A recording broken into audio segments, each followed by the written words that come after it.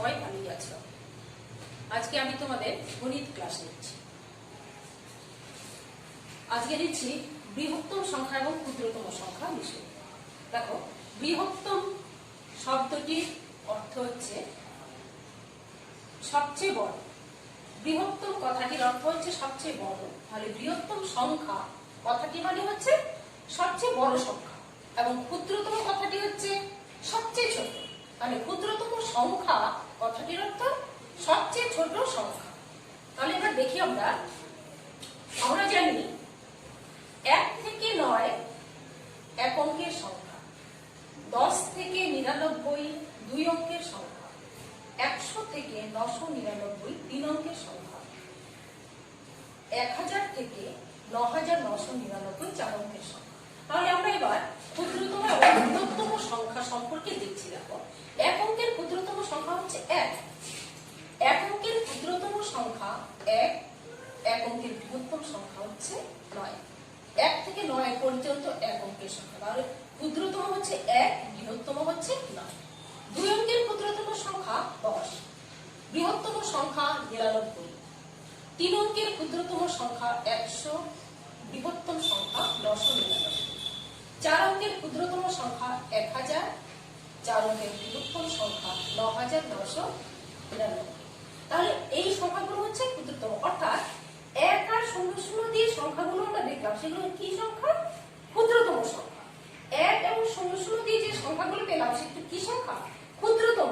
এবং 9 দিয়ে যে সংখ্যাগুলো সেগুলো হচ্ছে বৃহত্তম সংখ্যা। এবার আমরা দেখো 5 অঙ্কের ক্ষুদ্রতম সংখ্যা। 5 অঙ্কের ক্ষুদ্রতম সংখ্যা কি হবে? একটা 1, 4টা 0। একটা 1, 4টা 0। 5 অঙ্ক অর্থাৎ একটা শূন্য কমে যাবে। 6 অঙ্ক যখন করতে যাব তখনও একটা শূন্য কমে যাবে, তখন হয়ে যাবে 5টি শূন্য।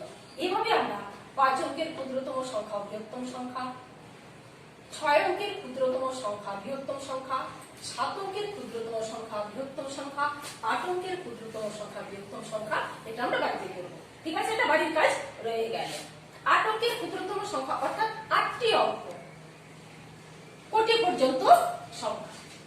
এবার আমরা করব, তাহলে ক্ষুদ্রতম সংখ্যা এবং বৃহত্তম সংখ্যা সম্পর্কে বোঝা হলো। এবার আমরা একটু অন্য অঙ্কে আসি।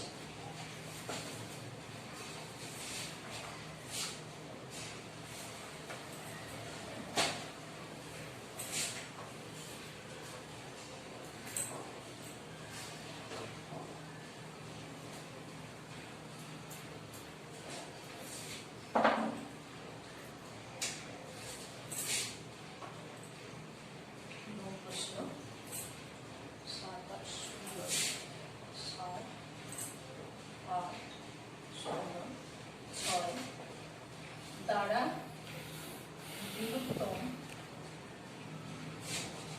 এবং ক্ষুদ্রতম সংখ্যা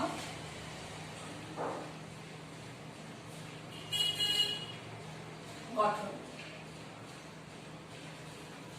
7, 8, 0, 6 দ্বারা বৃহত্তম এবং ক্ষুদ্রতম সংখ্যা গঠন। তাহলে আমরা কিভাবে গঠন করব? দেখো, বৃহত্তম সংখ্যা ক্ষুদ্রতম সংখ্যা। বৃহত্তম সংখ্যা যখন গঠন করব তখন আমরা দেখব এই সংখ্যাগুলো থেকে বড় সংখ্যাগুলো পরপর বড় সংখ্যাগুলো আমরা লিখে যাব, সেটাই হবে বৃহত্তম সংখ্যা। পরপর বড় সংখ্যাগুলো লিখে যাব ক্রমান্বয়ে, সেটা হবে আমাদের বৃহত্তম সংখ্যা। তাহলে কি আছে? সবচেয়ে বড় সংখ্যা এখানে কি আছে? 8। বড় সংখ্যা এই সংখ্যাগুলোর মতো বড় সংখ্যা হচ্ছে 8, 8, তারপর 7, 6, সবশেষে 0। এই হয়ে গেল বৃহত্তম সংখ্যা গঠন। এবার আমরা করব ক্ষুদ্রতম সংখ্যা গঠন। ক্ষুদ্রতম সংখ্যা গঠনের বেলায় ছোট সংখ্যাগুলো আগে বসবে, ক্রমান্বয়ে ছোট সংখ্যাগুলো আগে বসবে। তাহলে ছোট সংখ্যা এখানে কি আছে? এখানে আরেকটা ব্যাপার দেখে নাও, কি আছে? একটা শূন্য রয়েছে। মনে রাখবে, শূন্য ছাড়া এখানে ছোট সংখ্যা হচ্ছে 6। 6কে আমরা বসাবো, শূন্য সামনে বসবে না। কোন সংখ্যার আগে প্রথমে শূন্যটা দিয়ে শুরু হবে না। আমরা কি বসাবো? শূন্য ছাড়া যে সংখ্যাটা ছোট থাকবে সেই সংখ্যাটাকে বসাবো। তাহলে শূন্য বাদে এখানে ছোট সংখ্যা আমাদের কি আছে? 6। 6 বসালাম। এবার 7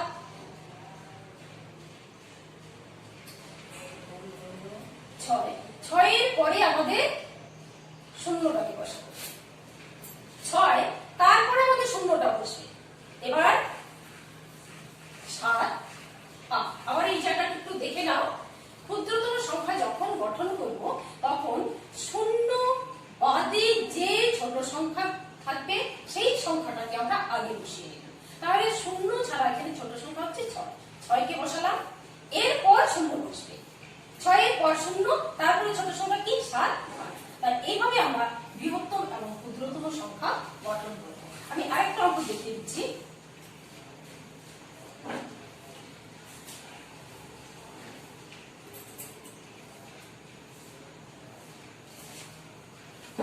এখানে আমি অন্য সংখ্যা দিচ্ছি। 5 9 8 3।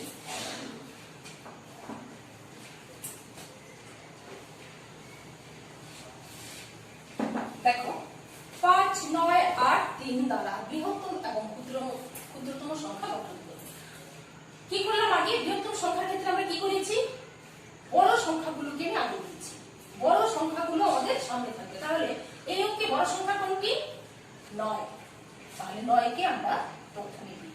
তারপর কোনটি বড় সংখ্যা? 8। তারপর 5, তারপর 3। এভাবে আমরা বৃহত্তম সংখ্যা গঠন করব। বৃহত্তম সংখ্যা যখন গঠন করব এই কমাগুলো কিন্তু আমরা দেব না। বুঝতে পেরেছো? এই কমা। তাহলে বৃহত্তম সংখ্যা হলো। এবার আমরা কি করব? ক্ষুদ্রতম সংখ্যা গঠন। ক্ষুদ্রতম সংখ্যা গঠনের বেলায় কি করব? আমরা ছোট সংখ্যাগুলোকে আগে দিব।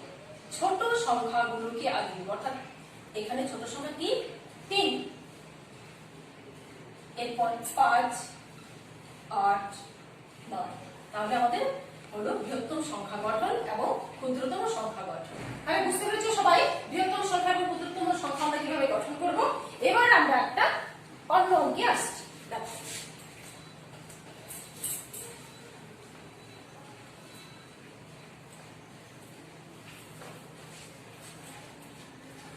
মানের ঊর্ধ্বক্রমের সাথে 3 নম্বর মানের ঊর্ধ্বক্রমে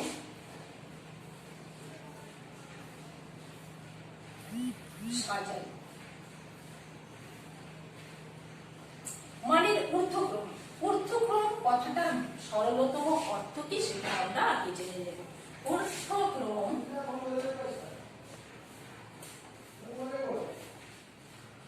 ঊর্ধ্বক্রম মানে হচ্ছে ছোট থেকে বড়। ঊর্ধ্বক্রম মানে হচ্ছে ছোট থেকে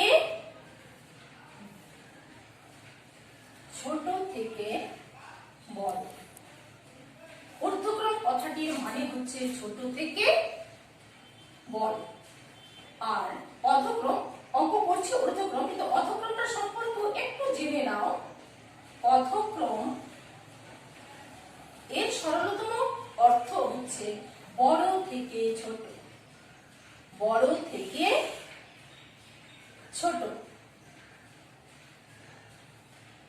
তাহলে আমরা অঙ্ক করব এখন এটা, অর্থাৎ ছোট থেকে বড়। সংখ্যার ছোট বড় দেখতে প্রথমে আমাদের একটা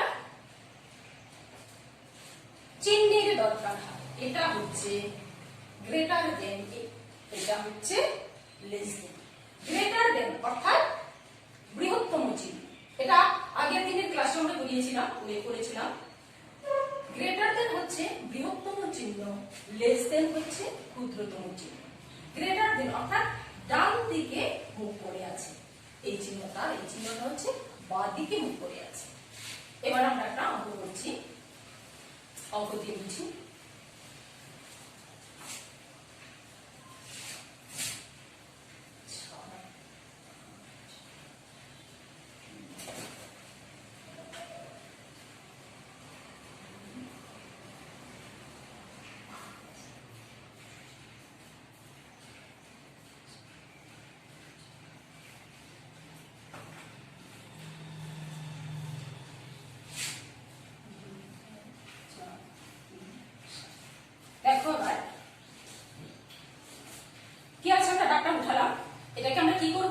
মানের ঊর্ধ্বক্রমে সাজাই, অর্থাৎ ছোট থেকে বড় সাজাবো, ছোট থেকে বড় সাজাবো। তার প্রথমে আমরা দেখে নিই কিভাবে করবো। একক, দশক, শতক, হাজার, অযুত। অযুতে আমাদের কি আছে? 7। একক, দশক, শতক, হাজার, অযুত। এখানে অযুতে আছে 8। একক, দশক, শতক, হাজার, অযুত। এখানে অযুতে আছে 2। অর্থাৎ প্রত্যেকটি ক্ষেত্রে আমরা কি দিচ্ছি? সমান সংখ্যা। প্রত্যেকটি ক্ষেত্রে কি আছে? সমান সংখ্যা। এখানে অযুতে 7, এখানে অযুতে 8, এখানে অযুতে 2। তাহলে ছোট সংখ্যা কিন্তু আমরা পেয়ে গেছি। কি পেলাম? 2। ছোট সংখ্যা কি পেলাম আমরা? 2। এই তিনটি সংখ্যার মধ্যে ছোট সংখ্যা পেয়েছি আমরা 2। তাহলে এই সংখ্যাটাই হচ্ছে ছোট। এই সংখ্যাটি হচ্ছে ছোট। ছোট সংখ্যাকে আমরা সামনে নিয়ে আসবো ঊর্ধ্বক্রমে।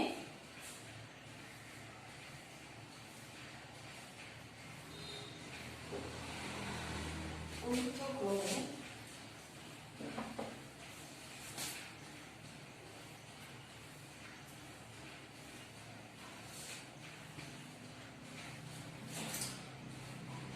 সাজিয়ে পারি।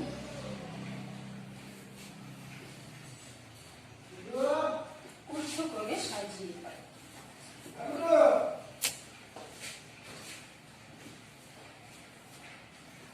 ঊর্ধ্বক্রমে সাজিয়ে পারি।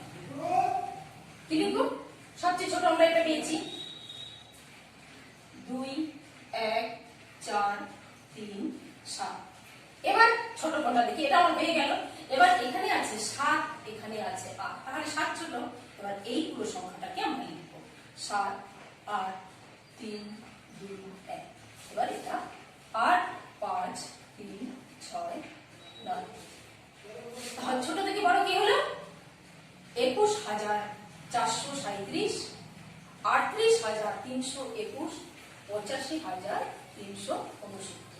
বা এটাকে আমরা যখন চিহ্ন দিয়ে দেখব তখন আমরা কিভাবে সাজাবো? দেখো 2, 1, 4, 3, 7, 7, 8, 3, 2, 1, 8, 5, 3, 6, 9। এবার আমরা চিহ্ন বসাবো। কি অঙ্ক করছি আমরা? ছোট থেকে বড়, অর্থাৎ আমাদের এই চিহ্নটা ছোট থেকে বড়। আমরা এই চিহ্নটা দিব, এই চিহ্নটা দিব। অর্থাৎ এই সংখ্যাটার চাইতে এই সংখ্যাটা বড়, এই সংখ্যাটার চাইতে এই সংখ্যাটা বড়। ঠিক আছে? বড় সংখ্যার দিকে আমরা আগের অঙ্ক জেনেছিলাম যে বড় সংখ্যার দিকে সবসময় মুখটা থাকবে। ঠিক আছে? তাহলে আমরা কি দেখলাম? ঊর্ধ্বক্রমে সাজানো, অর্থাৎ ছোট থেকে বড় সাজানো। বুঝতে পেরেছো সবাই? ছোট থেকে বড় সাজানো।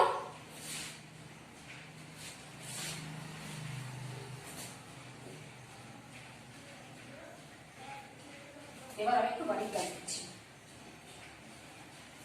মুছে দিচ্ছি।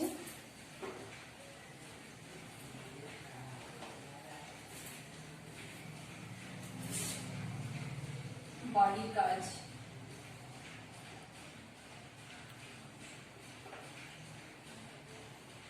এক নং প্রশ্নের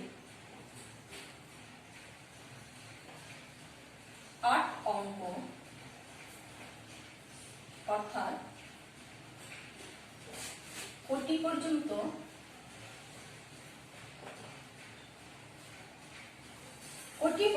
ক্ষুদ্রতম এবং বৃহত্তম সংখ্যা কত? এটা লিখলাম না।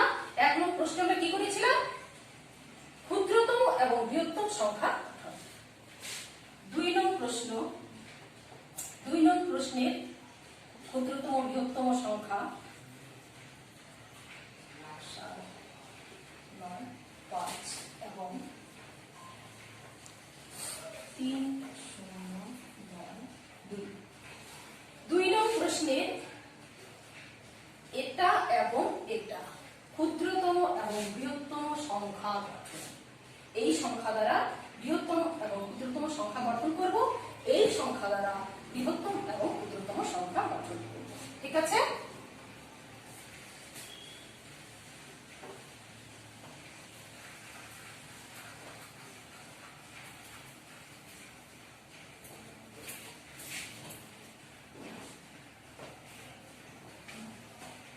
তিন নং প্রশ্নের গ, উম, চ। তাহলে তোমাদের বাড়ির কাজ কি রইল? 1 নং প্রশ্নের 8 অঙ্ক অর্থাৎ কোটি পর্যন্ত সংখ্যা ক্ষুদ্রতম এবং বৃহত্তম সংখ্যা লেখা। 2 নং প্রশ্নে এটা এবং এটা এর দ্বারা বৃহত্তম এবং ক্ষুদ্রতম সংখ্যা গঠন করতে হবে। 3 নং প্রশ্নের অর্থাৎ মানের ঊর্ধ্বক্রমে সাজাই এই অঙ্কের গ ও চ। তাহলে এইটুকু তোমাদের বাড়ির কাজ রইল। তোমরা বাড়ির কাজগুলো ঠিকমতো রেট অনুযায়ী করবে। আর সবাই ভালো থেকো, সাবধানে থেকো। নমস্কার।